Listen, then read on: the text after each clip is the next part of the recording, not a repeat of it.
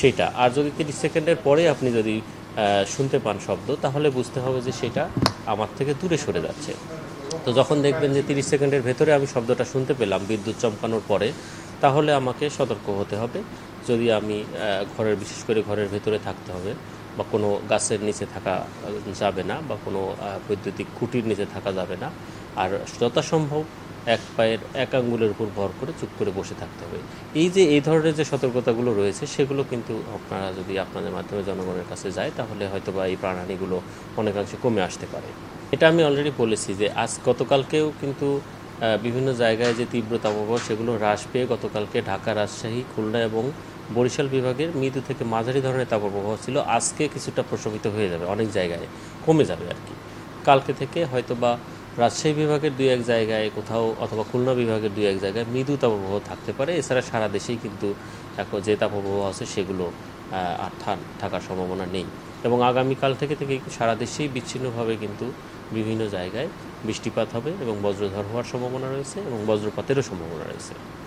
আপনার ইন্ডিয়ার যে বিশাল আমরা যেটা বলি যে ল্যান্ডমাস রয়েছে, তো সেইখানে ছাড়াও কিন্তু আমাদের দক্ষিণে বে অফ বেঙ্গল আছে। সেখান থেকে ময়েশ্চার আসলে আমাদের অনেক সময় ইন্ডিয়ায় বৃষ্টি হয় না, আমাদের এখানে কিন্তু বৃষ্টি হচ্ছে। যেমন বিশেষ করে দেখেন আমাদের ইস্টার্ন পার্টে ঢাকা, সিলেট, ময়মনসিংহ এবং চিটাগাং, এই সকল জায়গায় বৃষ্টি হচ্ছে। তখন ইন্ডিয়া হবে, তখন আমাদের ওয়েস্টার্ন সাইডটা কিন্তু আরও বেশি বৃষ্টিপাত হবে। হ্যাঁ, কালকে থেকে সারা দেশেই বিচ্ছিন্নভাবে কোথাও কোথাও বৃষ্টিপাত এবং বজ্রঝড় হওয়ার সম্ভাবনা আছে, এবং সেই সাথে বজ্রপাতেরও সম্ভাবনা আছে।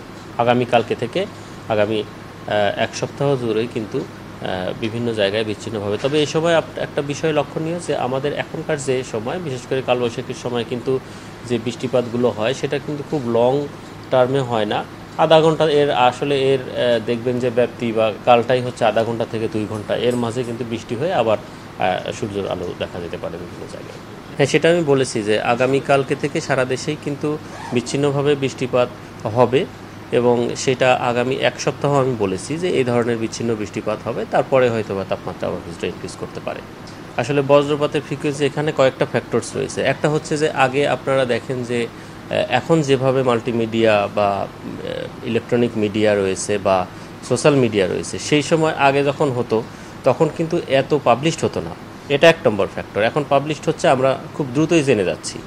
তারপরে হচ্ছে যে বিভিন্নভাবে আমরা পরিবেশের উপরে নানাবিধ ক্ষয়ক্ষতি করেছি, যেমন পাহাড় কেটেছি, গাছপালা নিধন করা হয়েছে, এই কারণেও কিন্তু বজ্রপাত অনেকটা বেড়ে গেছে। তাছাড়াও ক্লাইমেট চেঞ্জের কারণে আপনার যে আমাদের যে ওজোন লেয়ারটা ক্ষতিগ্রস্ত হয়েছে, এই সকল বিষয়ে অনেকগুলো বিষয় রয়েছে যে কারণে বজ্রপাতে এখন বেশি প্রাণহানি ঘটছে।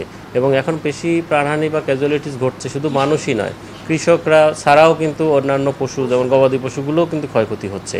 সে কারণে আমাদের সরকার কিন্তু এটাকে জাতীয় একটা দুর্যোগ হিসেবে ডিক্লেয়ার দিয়েছে। আমার ফর্মুলা না, এটা ডব্লিউএমও কর্তৃক এটা ওয়ার্ল্ড ওয়াইডই এই ইয়েটা করা হয় বা এই ইয়েটা মানা হচ্ছে। হ্যাঁ, তো বজ্রপাতের ক্ষেত্রে আমাদের দেশে এখন কিন্তু অনেক প্রাণহানি ঘটছে, শুধু মানুষ নয়, গবাদি পশু অন্যান্য, তো হ্যাঁ সেটা ঘটছে। সেই কারণে আপনার ইন জেনারেল একটা রুল যেটা আমরা বলছি যে যখন আমরা বিদ্যুৎ চমকানো দেখব, তার 30 সেকেন্ড আমরা কাউন্ট করব। 30 সেকেন্ডের ভেতরে যদি আমি শব্দটা শুনতে পাই, তাহলে বুঝবো যে সেই যেটা থেকে বজ্রপাত হতে পারে, যেই মেঘ থেকে, সেটা আমার দিকে আসছে। সে সময় আমাকে সতর্ক হতে হবে। আর যদি 30 সেকেন্ডের পরে আমি শব্দটা বিদ্যুৎ চমকানো দেখে যদি আমি 30 সেকেন্ড পরে শুনতে পাই, তাহলে আমাকে বুঝতে হবে যে এটা আমার থেকে দূরে চলে যাচ্ছে, যে মেঘ থেকে বজ্রপাত হতে পারে। এটা হচ্ছে আমার অবজারভেশন। আর যদি সে ধরনের পরিস্থিতিতে আমি থাকি, যে দেখছি যে আমি 30 সেকেন্ডের ভেতরে আমি শুনতে পেয়েছি, আমার দিকে আসছে, তখন আমাকে কী সতর্কতা অবলম্বন করতে হবে? সেটা হচ্ছে যে কোনো বড় গাছের নিচে অথবা কোনো বৈদ্যুতিক খুঁটি এই সকলের নিচে থাকা যাবে না। শুধুমাত্র বৃদ্ধাঙ্গুলির উপরে ভর করে, যাতে আমার ল্যান্ড সারফেস যেটা থাকে সেইটা যেন বেশ ম্যাক্সিমাম না হয়, যত মিনিমাইজ করা যায়, শুধু বৃদ্ধাঙ্গুলির উপর ভর করে আমাকে বসে পড়তে হবে। যদি সারফেস এরিয়া বেশি হয়, তাহলে আপনার বিদ্যুৎটা আপনি খুব সহজেই আপনার সেটাকে আর্থিং হয়ে যাবে, যার কারণে আমি ক্ষতিগ্রস্ত হবে, এটা বলেছি। ইন জেনারেলি যদি আমি দেখি যে এই ধরনের মেঘ সৃষ্টি হয়েছে, তারপরে আমি যে নিয়মটার কথা বললাম, সেগুলো দেখে আমি যথাসম্ভব আমাকে ঘরের ভেতরে বা নিরাপদ কোনো আশ্রয়, গাড়িতে থাকলে গাড়ির ভেতরে, সে সকল জায়গায় আমাকে থাকতে হবে। আর তারপরে যদি বিদ্যুৎ চমকানো দেখার পরে আমি যদি দেখি 30 সেকেন্ড অধিক হয়ে গেছে, তার মানে ওটা আমার কাছ থেকে দূরে সরে যাচ্ছে, তখন আমি হয়তো বা আরও নিরাপদ স্থানে বা অন্য জায়গায় মানে চলাচল করতে পারি। এটা আজকে কন্টিনিউ করার সম্ভাবনা নেই, কেননা আমরা যে গতকালকে পর্যন্ত যে তাপপ্রবাহ ছিল সেটা আজকে আরও কিছু জায়গায় আরও কমে যাবে, প্রশমিত হয়ে যাবে। তারপরে আগামীকালকে আমরা আশা করছি যে তাপপ্রবাহ হয়তো বা পুরোপুরি প্রশমিত হয়ে যেতে পারে, তবে খুলনা এবং রাজশাহী বিভাগের 2-1 জায়গা হয়তো মৃদু থাকতে পারে।